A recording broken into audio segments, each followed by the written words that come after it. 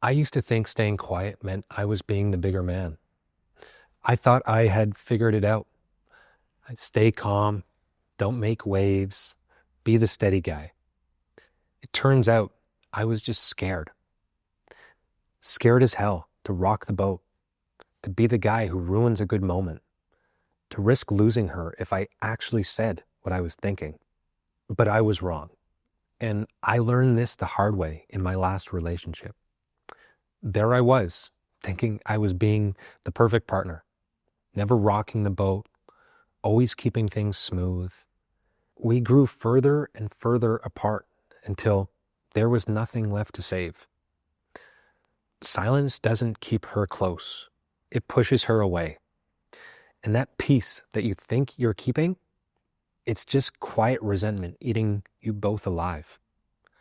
You tell yourself you're being the calm one, that staying silent shows respect, that walking on eggshells is somehow noble.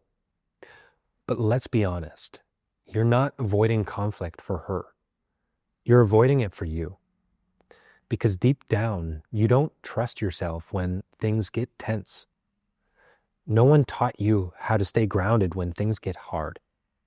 So you shut down, you pull back, and you convince yourself that silence is strength. But every time that you stuff down what's real, you lose a piece of the connection that you're trying to protect. Here's where the story gets ugly. Fast forward 6 months, and you're still doing everything right. You show up, you provide, you avoid arguments, but she still scrolls on her phone instead of talking to you. The house feels heavy. Sex feels mechanical, if it happens at all. You're both technically in the same room, but it feels like you're miles apart. You start resenting her for being distant, and she starts questioning if you even care. And you both just pretend, just to get through another week. Maybe you know this feeling. This is what happens when you mistake silence for leadership.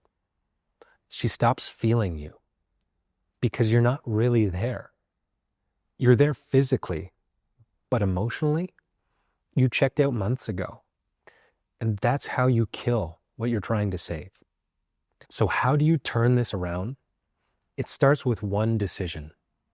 For me, it took that last relationship to finally get it.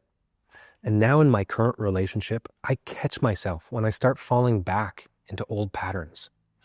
When I feel that urge to just stay quiet or keep the peace, I lean in instead. Stop pretending that everything's fine when it's not. Say the thing that you've been avoiding. Not to be right, not to win, but because truth is what builds trust.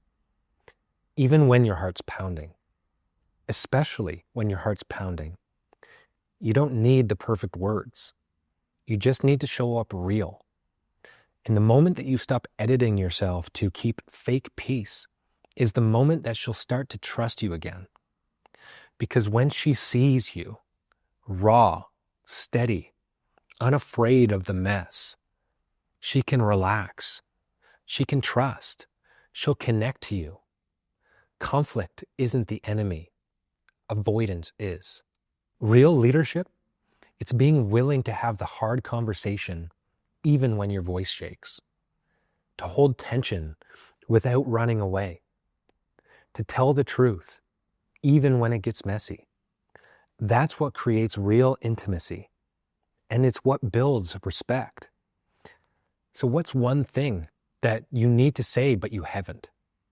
Tonight, when she asks how your day was, tell her about the thing that's actually bothering you instead of saying fine. That's where you start. And if this hits you, watch my next video on how to lead through hard conversations without losing your cool or shutting down. With practice, you can stop managing her feelings and start sharing yours. Thanks again for tuning in. I'm Stu Murray signing off, and we'll see you next week.